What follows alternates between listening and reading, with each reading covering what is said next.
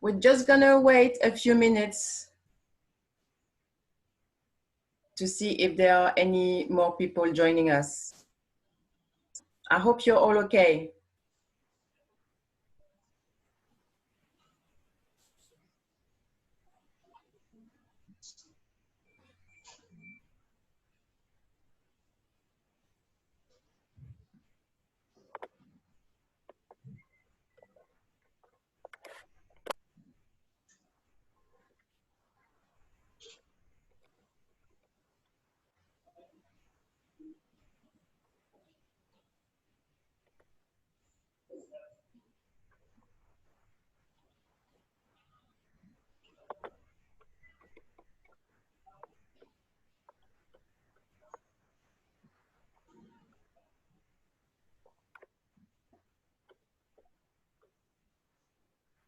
Okay.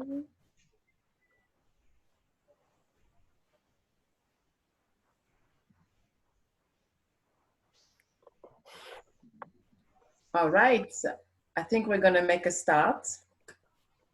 Hello, my name is Vanessa and I am the co-founder of Renewables in Africa. I am absolutely delighted to be here to host my first What's Best in Africa webinar, which is a space where we can discuss renewable projects, trends, and technology in Africa. And today, for the first ever, we have a female-led WiBA with two exceptional speakers, Sidonie Guet for Coalition for Green Capital and Joanna Monte, partner at Epena Law. But before we start, a few house rules, please. Please keep your camera and your mic turned off to avoid any disturbances during the presentations. We'll keep the questions for the end of both presentations. Can you write them on the chat and then I'll read them out for you, for the ladies. If you have any feedbacks for us, please send them at source@renewablesinaafrica.com. And then also, don't forget to enjoy yourself. So today, the agenda, I'm gonna quickly remind you what is Renewables in Africa, just in case we have some new members in the audience. And then I introduce the topic. Then we'll have Sidonie's presentations, followed by Joanna's presentation. And then we'll keep 10 to 15 minutes for Q&A, and then we'll wrap it up. Next, please. So this is a slide to explain what motivates us, but just for the sake of time, I'm going to skip it. If you want to know more about why we started Renewables in Africa, please feel free to contact us or go to our website. Next slide, please. Oops. Yep. So what is Renewables in Africa? We are a clean energy engineering consultancy serving developers, investors, and project owners. And we have two main services, project origination and market insights. And as you all know, we are also a media platform with a website and the WiBA webinars. And the aim is to promote and build awareness around renewable energies in Africa. Next slide, please. We also have some publications. If you want to know more, same, I'm gonna keep it short for the sake of time. Email us, contact us, go to our website. We are very approachable and accessible. But let's dive right into the topic of today. Green banks, will they plug the funding gap in Africa? Many experts estimate that we need between 20 to $30 billion a year for the next 10 years to electrify the dark continent.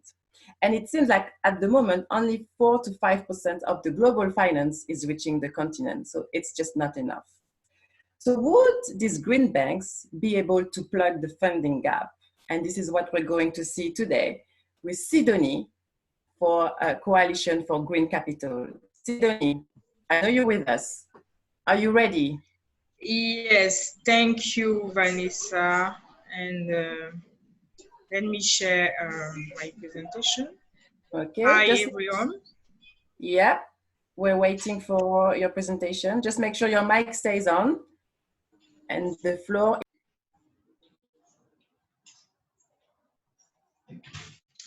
So, hi everyone. I hope you are able to see my slides. So, my name is Sidonie Pakwamgwet.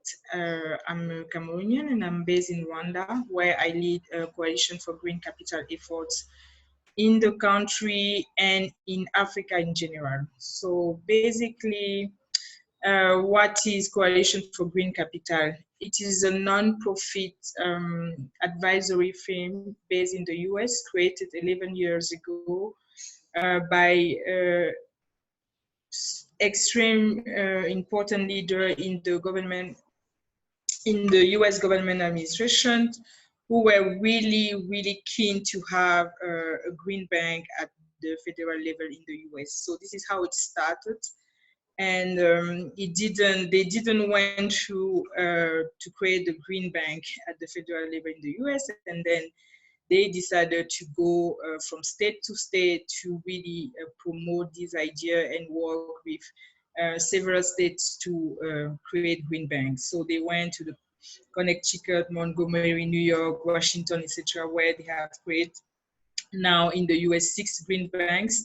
And for the last 2 years, they started also going outside of the US, especially in Latin America and in Africa. In Africa, we created the first green bank in South Africa last year.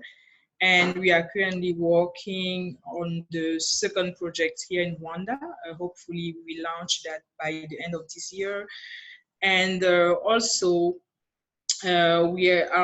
we have been partnering with the AFDB, the African Development Bank, to scope out a study to see in which 6 countries, selected 6 countries, this green bank model can be expanded. So this is a great news for Africa in general. So as Vanessa said before, I mean, I don't want to go too much into the numbers, but we know that energy is an issue, and climate change is the issue of our time, and especially for us Africans, where yet we are not really impacting green gas house emissions, but we are really the ones suffering the most. Especially, for example, small countries like Rwanda can lose 1% of its GDP each year just related to climate change impact. And to be able to tackle that, the country need, for example, $300 million to be able to address the cost of climate change. And obviously, $300 million per year for a country of like Rwanda, with a GDP per capita around 800, you can imagine that it's almost impossible to achieve with public funding.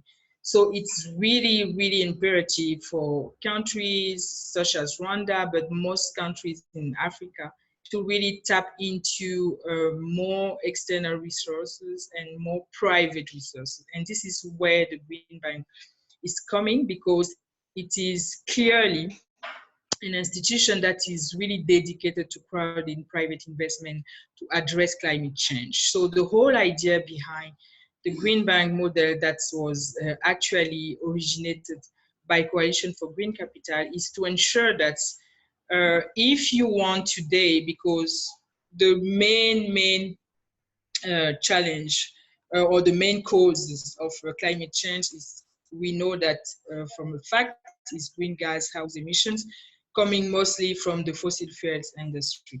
So, and we also know that it is an industry that is really about big money. And if you want to even, let's say, propose an alternative to the world, you need to propose a profitability alternative to the world, meaning that you need to actually demonstrate that the green sector in general, renewable energy in general, can be profitable.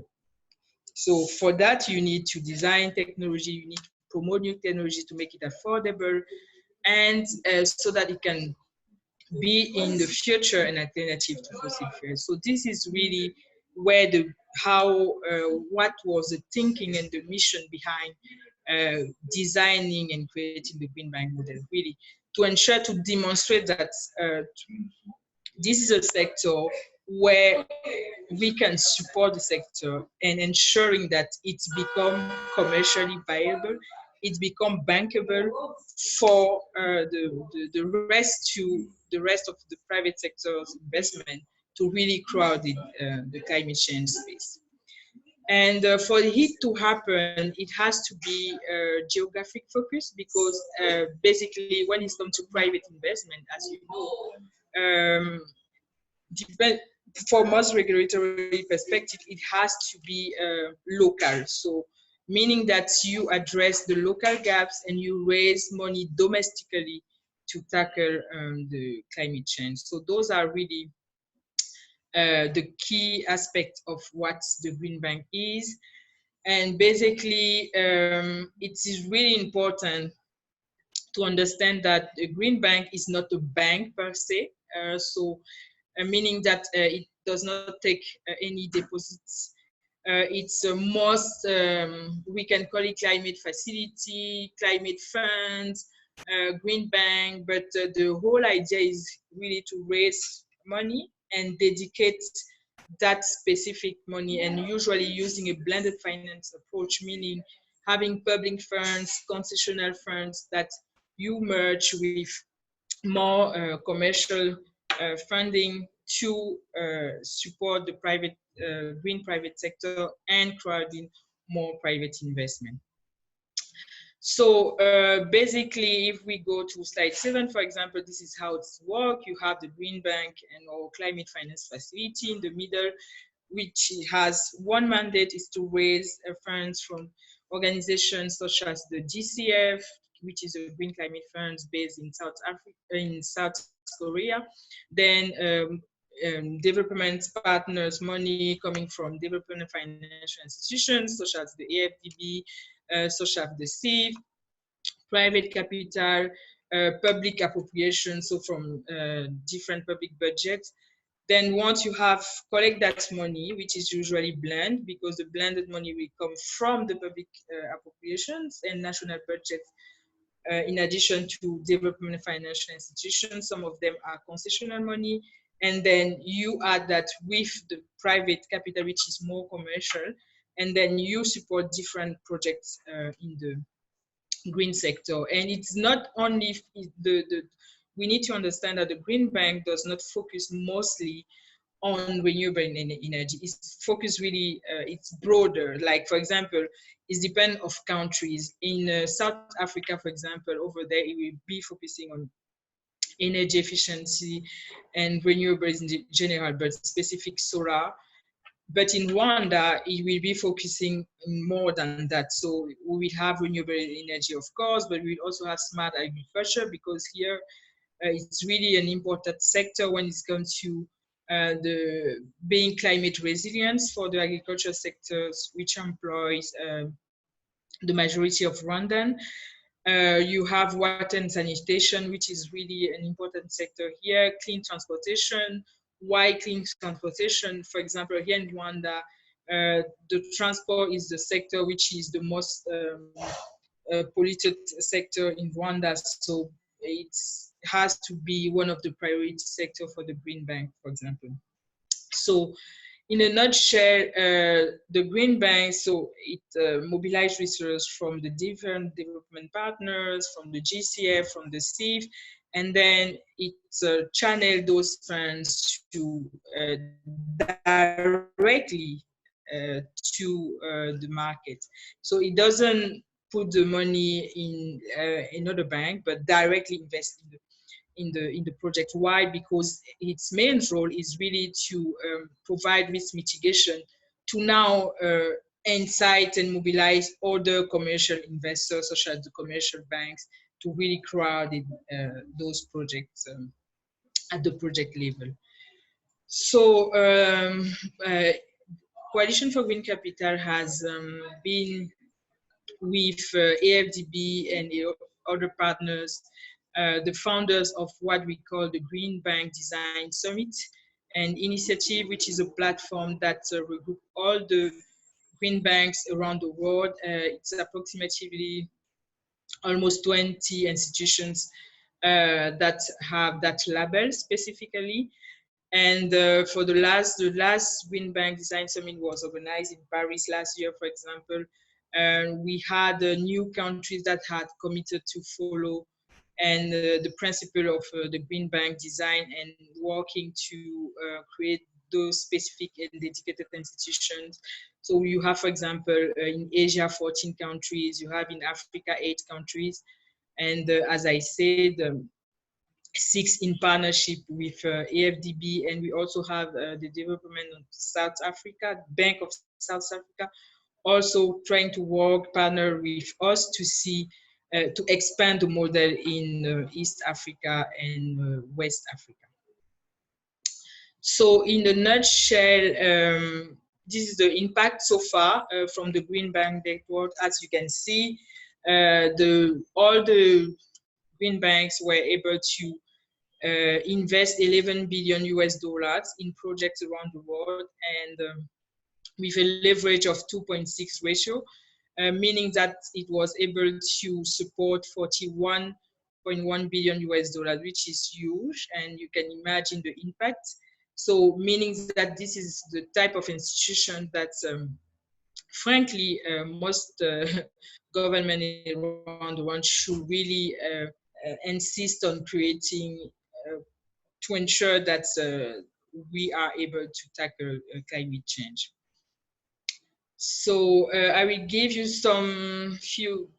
two or three examples of what a green bank can do in terms of risk mitigation. You need to understand that it's really about risk mitigation because the main mandate is to crowd in more private investment. So the idea is not to have the commercial bank not actually financing the green sector, but actually working to provide a framework to actually mobilize more commercial banks to support the sector. This is basically what a green bank does.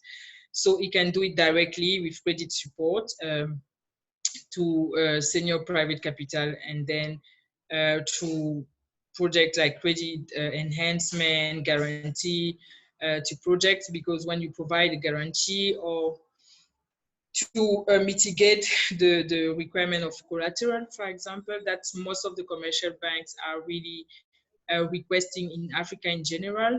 So the green bank can come to mitigate that and provide credit enhancement and other guarantees to projects. It can also provide co-investment, basically alongside commercial bank, and most of the time the green banks will offer longer tenure. For example, let's say for example you have a project in renewable energy where commercial bank can only go as far as 7 years. The green bank is able to go to starting minimum 10 years going up to 20 years. So this is where a green bank can also be really proactive in the market. Also when it's come to aggregation, because most of the time people are asking, yeah, is the green bank really focusing on SMEs? Because SMEs in Africa, you know, are really the ones that are suffering. So yes, and one of the main task of a green bank is to do what we call financial aggregation. So working directly with the private sector, with those SSME, to really create a framework and aggregate financing program. So let's say, for example, you have 50, one of the projects, for example, that we had in South Africa, 50 small plants, renewable energy plants, looking each, let's say, for around 1 million US dollars. So the idea was to create a program financing those 50, defining the criteria to support those 50, and raising, let's say, for example, 10 million US dollars, and then providing small loans independently to the association. So this is how a green bank can work. And to conclude, I would like to really insist on the fact that a green bank has to address local market gaps. And sometimes in countries such as Rwanda, for example, the gaps are really, really basic. Let's say, for example, green sector project developers, they don't have access to credit, actually. They don't have access to finance. There is no skills when it comes to green financing in general. So having a green bank can really make a difference here. So we are not even talking about, for example, in the US, the issue will be the rates. Let's propose like really affordable, longer tenures to the market. But most of the time in Africa, it's just let's ensure that first of all, those green developers, they have access to finance, right? And then let's ensure that we have a dedicated committed project preparation facility to support the development of project pipeline, because you have a lot of projects outside in the green sector, but most of the time they don't have the standards, they are not able, for example, to even pay for environmental studies and risk analysis. So you need an organization which is really focusing to support those projects to be compliant, for example. Another thing is on also providing affordable finance to support the scale of green existing projects. You have some that were able to receive grants. They were able to manage to receive loans from commercial banks, but they cannot scale up their projects. Why? Because nobody wants to invest for a longer term into the sector. So this is where the green bank is stepping in and ensuring that it's really build and fill those gaps in the market. So I think it's really important to have this in mind. And as I said, we have the first full-fledged institution based in South Africa and hosted by the Development Bank of South Africa. Hopefully, we have the second one here in Rwanda. And we really hope that this initiative will continue. And thank you very much for Renewable the opportunity to really share with you what is the Green Bank and what is the mission of Coalition for Green Capital in general. So thank you. I will give you back the floor, Vanessa. Thank you very much, Sidonie. That was very insightful. My understanding of grid banks now is a lot broader and a lot clearer. So thank you very much for that. Now, Joanna, are you with us? I am. Yes, all right. Are you ready to take it from there? Yes, sure. Okay, I know you have your own presentation that you'll share with the rest of the audience. Yes, indeed. Let me just share it with you now. Okay. Right, so, hold on.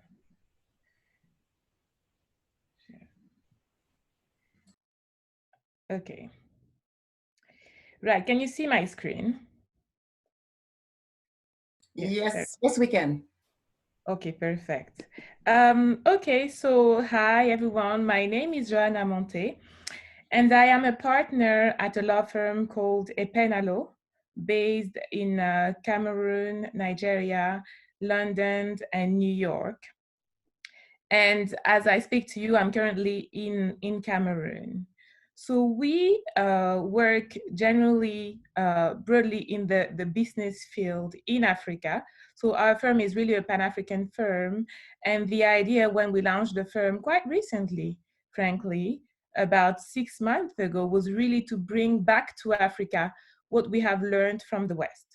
So in that sense, we came back here, we didn't really know what to expect. And what we have realized is that there is just a field of interesting things to do.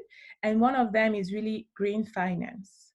So I was more than thrilled to jump on the occasion to give my 2 cents on the subject when you reached out to me. So thank you for giving me this opportunity. And let's start, therefore. So just by way of introduction, quite quickly, we see green banking as part of a broader initiative on climate finance. And climate finance is very interesting, as I'm sure you know, that it is a big subject in the moment throughout the world. So not just in Africa. In Africa, it is certainly a very important topic for all sorts of reasons, but you will see that in Europe as well, there's a big push towards that. There are a lot of regulatory incentives to invest in climate finance. And what is interesting in Africa is that because we are all relying a lot more on third-party money from outside of Africa than other jurisdictions, for instance, we in Africa are sometimes better at tackling these subjects to the extent that they give us access to more capital. And crucially, we need that money. So that's why, there are very interesting measures being taken in Africa in that field. Like I said, there is an increasing flow of private capital for these sort of activities, and it takes various shapes and forms.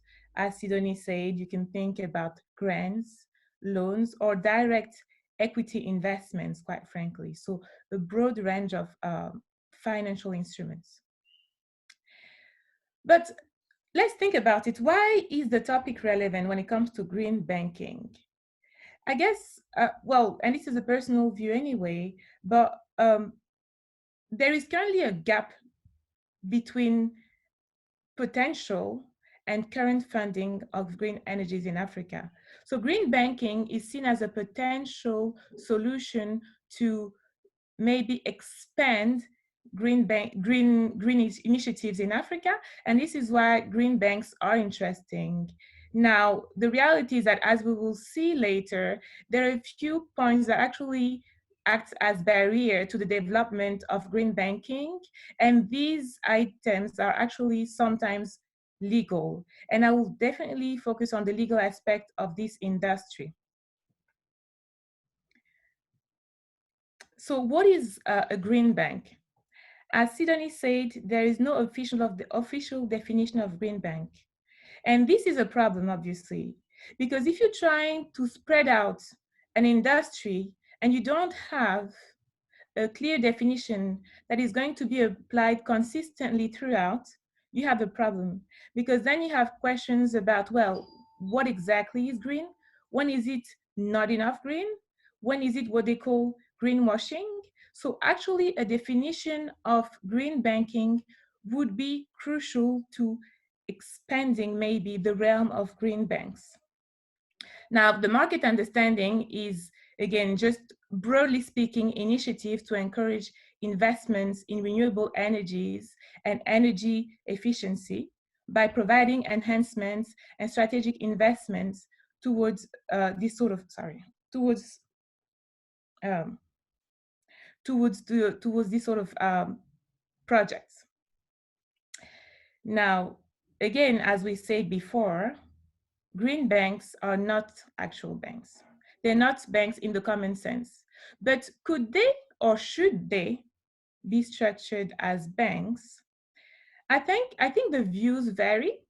I think it's a good thing that green banks are not actual banks because they are less regulated than banks. So it's much easier to set up a bank and therefore much easier to start up a green project structured as a green bank. So that is the good aspect of it. Now, the bad aspect of it is that obviously when you talk about a bank in the commonly understood way, you have some sort of guarantees. And therefore, I think when you talk about a traditional bank, investors would probably feel more comfortable because they know that there are a lot of ratios to be respected. You know, there are a lot of norms to be respected. So having a green bank in the traditional sense could be a good thing to attract more money. All this to say again that an actual official definition of what a green bank is with clear criteria would probably be in the interest of the development of the industry. And actually, I would say that there is a very interesting paper from the European Union that actually tries to define what green should mean. And it's very interesting because they go through the whole process of, trying to identify what criteria we're talking about. but in the end, we don't have a clear definition yet. Now, the benefits of green banks quite quickly. Well, as Sidonie said, it's about leveraging on limited public funds and attracting private investments through these initiatives.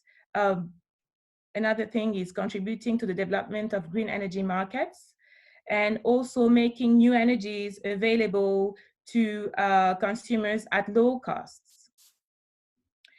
And also the way green banks tend to be structured, and again, we'll look at that later, also reduces the risks of private lenders in the context of emerging markets. And last but not least, the fact that those banks lower the energy bills and the carbon footprint. Now let's look at who funds those banks. So the stakeholders will vary depending on the geography of those projects.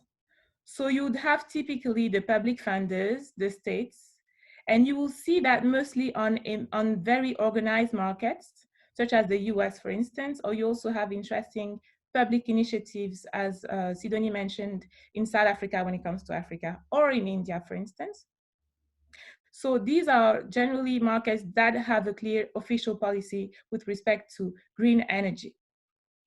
You also have the quasi-public funders, and I think we referred to the AFDB, so the African Development Bank. So these ones are para-public entities, and they will fund those projects directly or indirectly through sponsors. And finally, you have the private funders. So these could be just philanthropists that see that green finance is really necessary, or it could be just private individuals that have clear tax incentives to invest in green energy. Again, this is a hot topic, so tax incentives when it comes to green energy are plentiful.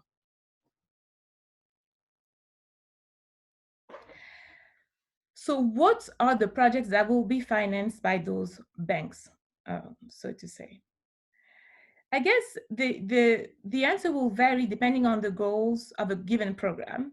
But typically, if we split the market into two and we focus on the developer side, I guess the project that will be developed will be most of the time greenfield projects, because when you look at green finance, it's a very new industry, and therefore brownfield is not really relevant when it comes to that. And it will be mostly state-led green initiatives as well. So on the developer side, we really have very, very new projects, I would say, that are just taken on and developed by, I suppose, developers, but financed by third parties. On the consumer side, on the other hand, you will look at things such as consumer loans, for instance, and these, especially in an African context, will try to give the standard way. So this is why green finance comes in and steps into the role of traditional banks by giving funding to consumers who otherwise would not be able to invest in these sort of projects. Now, the barriers to the development of green banks are many, but I would say that the main ones are the lack of a systematic framework. Again, back to the definition of what a green bank actually is. And also the tension between finance and environment, right? Because when you think about it, green finance is great, but when you look at the industry in the global context, the question is it the best asset? As in, if you're looking at this from an investor's point of view, the investors are sometimes agnostic, and therefore they will be looking at what will give them the best rewards for their money. And therefore, is it relevant for them to invest in green finance, green banks, or can they find a more attractive asset? So you basically are competing against the world, is the problem. And again, greenwashing, again, back to the definition of what a green bank is.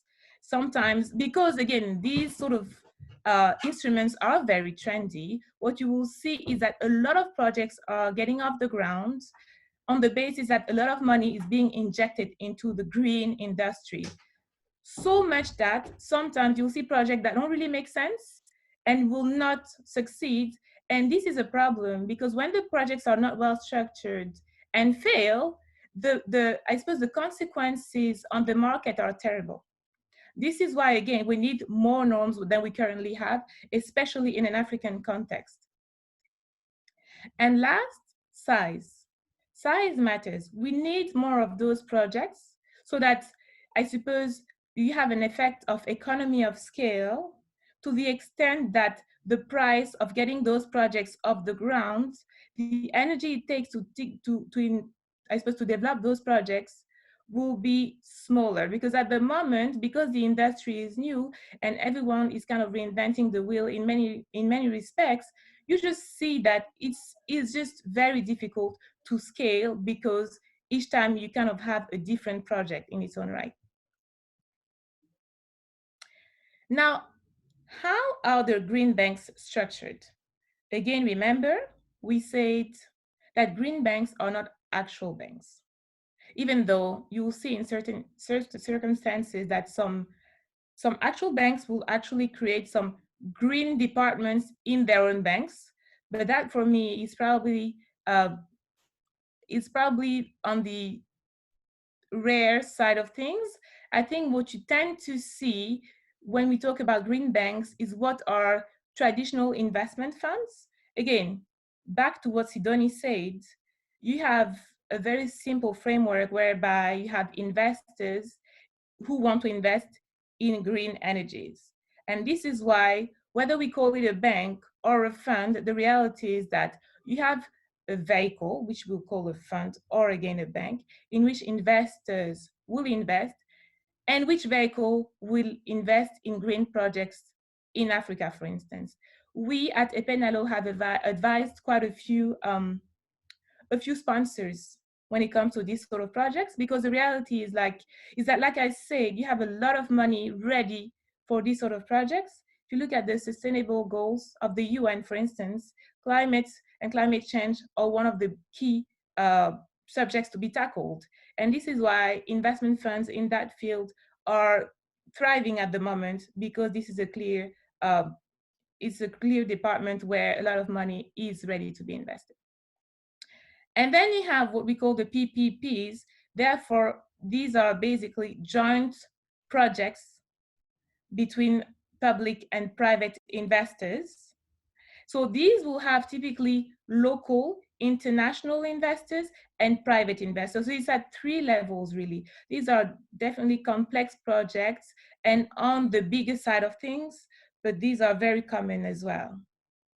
And then you have independent private institutions, right? So they will definitely, in general, join forces with private lenders to deploy capital in green projects.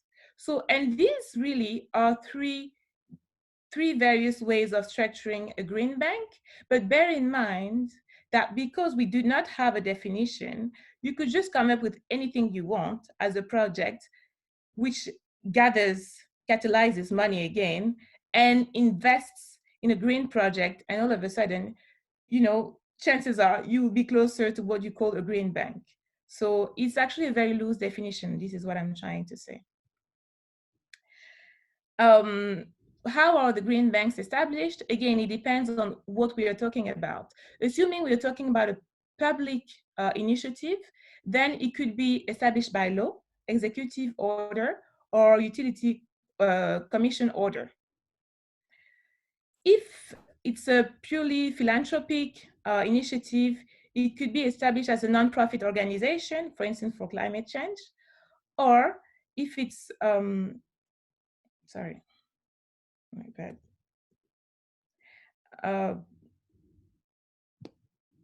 Or it could be clearly just as purely private entities, therefore just simple companies. So a variety of way of structuring a green bank. Now, the type of financial products, and again, I will not be long because I think Sidonie explained brilliantly what products can be issued by green banks. You will have guarantees. Again, guarantees are issued in order to reduce the default risk. And then you have direct loans as well.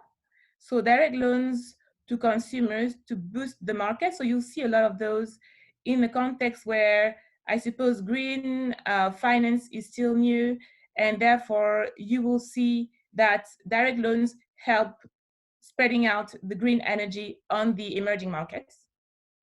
And then you can have a mix of both. And I think this is what Sidonie called co-investment. And finally, you have something that we have seen at EPENA, at least, in more developed markets, such as, for instance, South Africa, but which we see more often in the US, for instance, is warehouse loans, where you have a standardized, simple loan issued to many retail borrowers. And at the end of that, you kind of have a securitization, so bundling of those loans through securitization and then reselling that on the secondary market. But again, it's a sort of advanced way of tackling green banking. And again, it's for certain markets. So this is my 2 cents on what we've seen so far. And I think that's it for me. Thank you very much, Joanna. Your 2 cents were very extended. So we're going to open the floor for Q&As. But before we do that, I have a question. Oh, just a reminder for the audience, if you have a question, please write it on the chat and then I'll read them out to the ladies. So my first questions for you ladies is, I know, Sidonie, you mentioned that the green banks tend to focus on a local basis. However, with the African common market being currently set up, do you think we should have this bank being a little bit more, trans countries, or at least on a continental basis, like working on a continental basis? Thank you, Vanessa, for your question, which is really actually an important question and currently in the mind on most of the key stakeholders in the space. Where, for example, you have example of the green banks that was created in South Africa, which is hosted by the Development Bank of South Africa, which covers 6 countries actually, and but have local presence. And then you have also the efforts of the African Development Banks. We have, I remember we had a meeting with them 2 weeks ago in Abidjan, and we had this topic about national versus regional coverage. And even in Rwanda, they are thinking also about regional coverage. I think the AFCTA is definitely an important development, and that can provide an opportunity to have, for me, I would even hope that the AFCTA is more of a green a green bank in itself, in all the trades that it will be invest in and finance, maybe having, having a green component. For example, you might know that the European Investment Bank has decided to become a fully green bank. So they will, starting at the end of this year, they will only invest in green projects. So yeah, I think, but when we insist on being local, is really to differentiate. Let's say, for example, you have a lot of funds today which are based in the US, in the UK, in Luxembourg, and from time to time they come in the market, let's say in Rwanda, and they will look for 1, 2, 3 projects, or maybe work with a commercial bank to support, provide a green financing line to support projects, right? We want to insist that this is not what a green bank does. So the problem is not having a regional coverage versus a local coverage, but a green bank is not about sitting in Kigali and going once from time to time in, let's say, Nairobi to invest in projects. It's really about being over there. So meaning that, let's say, if we consider it at the AFCTA level, for example, having, let's say, why not having a regional green investment bank focusing facility within the AFCT initiative based in Ghana, it will need to have representation in the different local market, because you need to be on the ground with project developer to really structure the financing aspect of the investment. You need to be there to understand, because if you want to crowd in commercial banks, they don't have most of the time the skills to understand green projects. Frankly, they don't have time. I mean, commercial banks, they can have money just by providing lines of credit, simple lines of credit, short lines of credit, right? Why do you want them to spend time to try to understand sometimes complex energy? I don't know. So they don't have the time, they don't have the staff, they don't have the skills. So, but for you to be able to provide risk mitigation products, you need to be there to understand, to judge if you need to be patient, for example, to provide a longer tenure. So that's why we insist on that local aspect. It's really being there on the ground, working with project developer, understanding the challenges, understanding the regulatory aspects, working with the government to actually move ahead when it comes to the regulatory aspect, because a part also of the mandate is really this idea of lobbying for climate change financing. So this is, I think, what I can say about your question, Vanessa. I hope I responded to that. Yes, absolutely. Thank you. And we have a question from the audience specifically for Joanna. Let me read it out for you. One of the main issues of project is variety of contract type. Should Green Bank simplify the process and provide a standardized agreement? Well, I mean, I kind of would tend to say yes and no. And the reason for it is that, again, in the first place, we don't even have a clear definition of what a green bank is. So if you don't have a definition of what we are talking about is, it's very difficult to say, well, we don't know what this is, but we know what contracts you can use for what we don't know. So I guess I would say yes, but it will come at a second time. So what we need to do first is to have an idea, a very standardized idea of what we mean by this. And once we're there, then obviously it becomes much easier. It's almost natural all of a sudden to have the sort of best practice, because you already have a clear framework of what we are talking about. So yes is the long and short of my answer. But at the same time, I would say that this will not go without a clear framework. And therefore, back to the first question, actually, we need some, I suppose, key stakeholders to come to the table and sit down and agree on what we are talking about.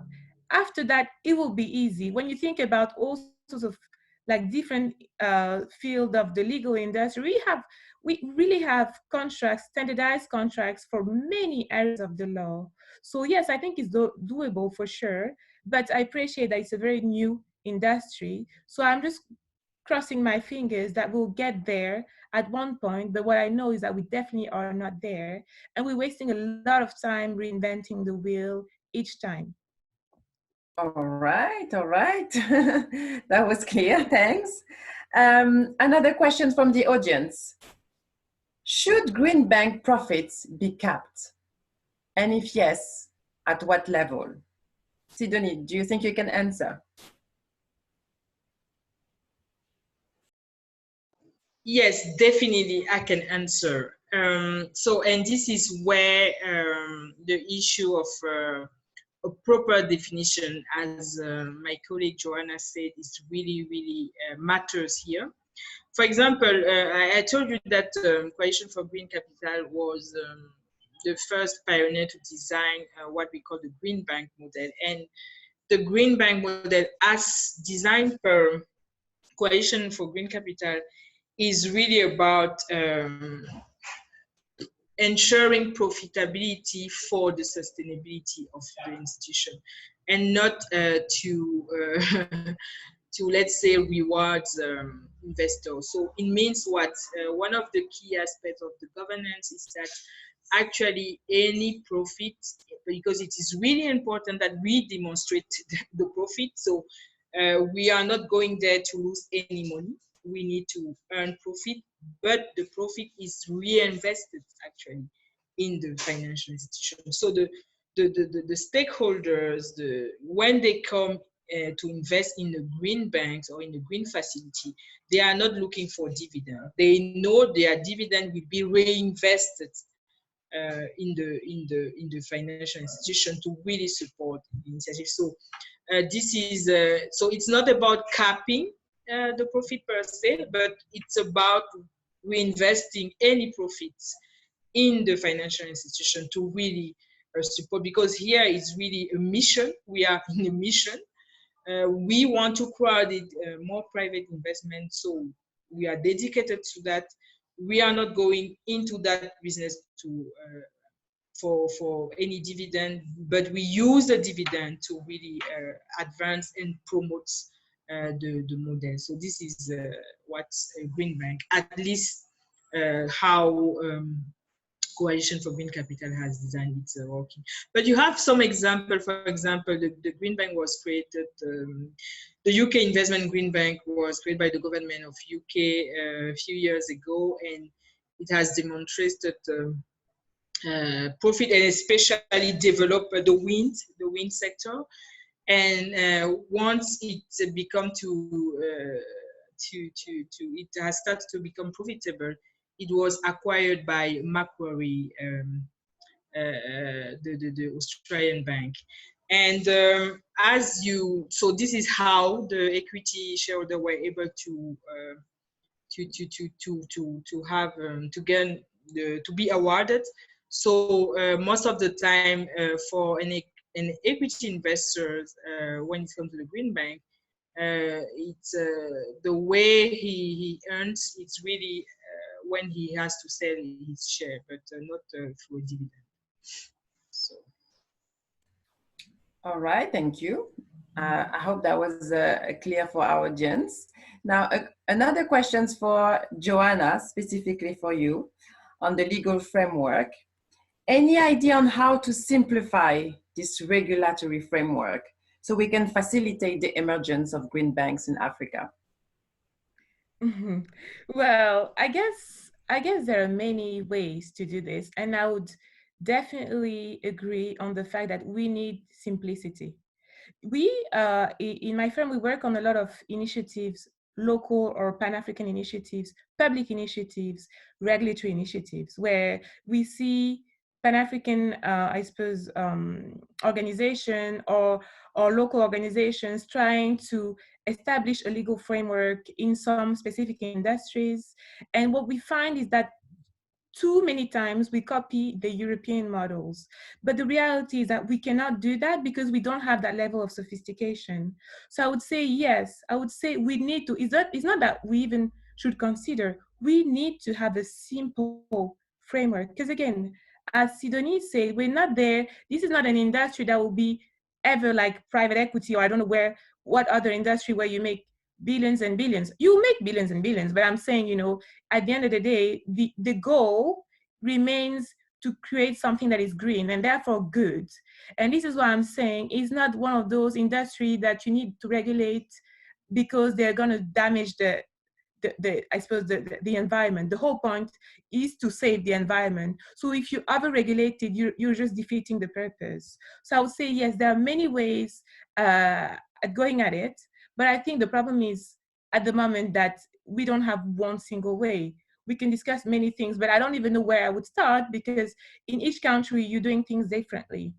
The only thing I would say from a pure legal point of view, we are a bit helped by the fact that when it comes to pure contractual law, for instance, in certain countries, most of Africa, basically, you have the Francophone countries and the Anglophone countries. So when it comes to the actual framework, legal framework, you'll see some similarities in Francophone countries and in some Anglophone countries. So we actually are not that far away in those specific pools from being able to put something together. So again, for me, the question is less about whether we can do it, because I have no doubt that we can do something simple, based on what we've seen abroad, and just simplify things. No way, no reason to invent the wheel. The real question for me is, will we have people sitting at the table and discussing it? That's more my my concern at the moment.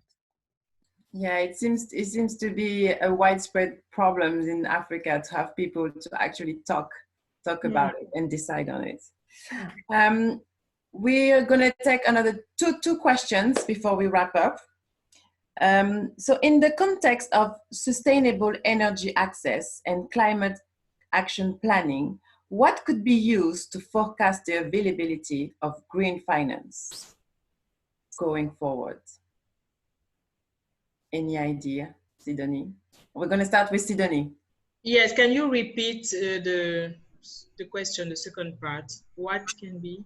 So what can be used, what tool can we use to forecast the availability of green finance going forward? It's an interesting question. I think the the tools are already there outside. If you observe, I mean, the markets, the financial market in general, you will. And I would have loved to share. I had a slide, but it's not in the main. But I would have shared that with you.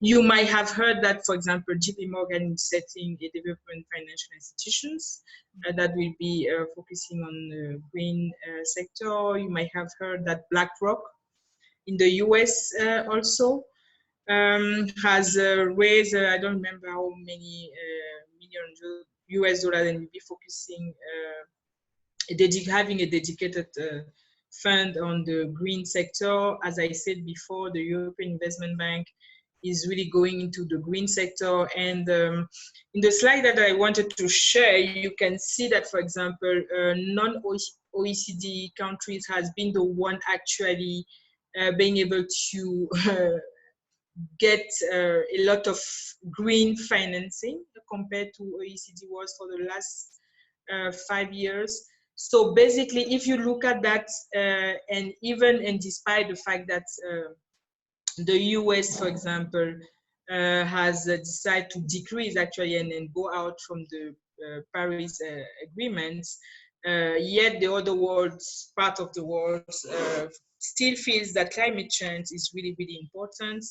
One of the main agenda for the World Bank today is to support many countries to be able to achieve their NDC targets.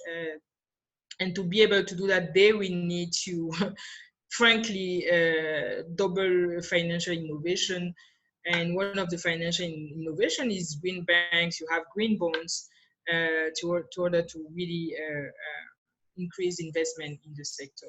So you need to look at those trends and really, when it comes to Africa, for example, you have this issue of governance, but recently Ghana has announced that they recreated a green investment bank in Ghana.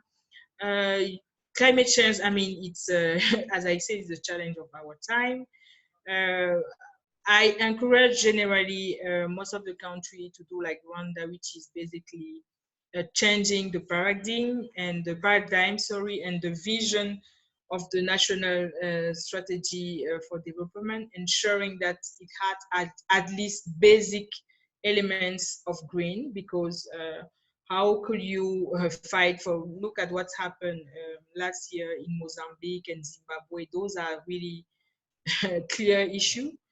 You might have heard what is happening in East Africa with those when it comes to the agricultural sector. So it's really, really important. And I think this is a trend where most of the financial institution world is going, and it's slow. But if you look at the trends, I think you need to be ready, and being ready means having the financial the right appropriate institutions to be able to actually mobilize those international resources. It means having the right legal framework, as Joanna was saying, is really important.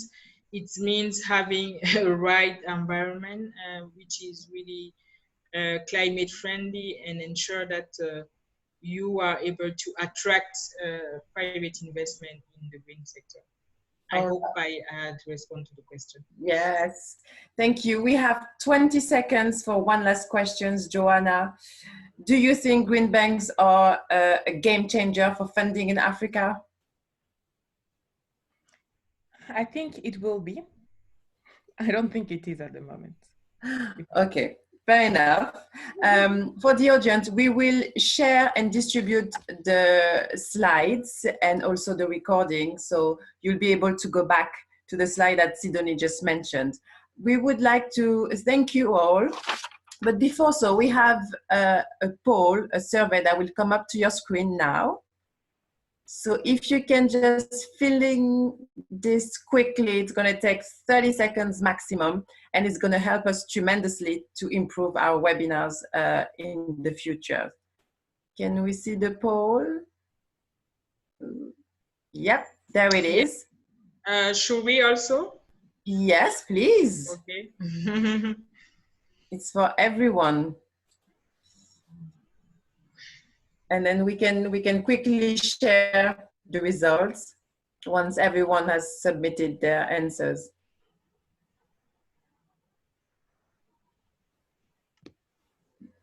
Yep.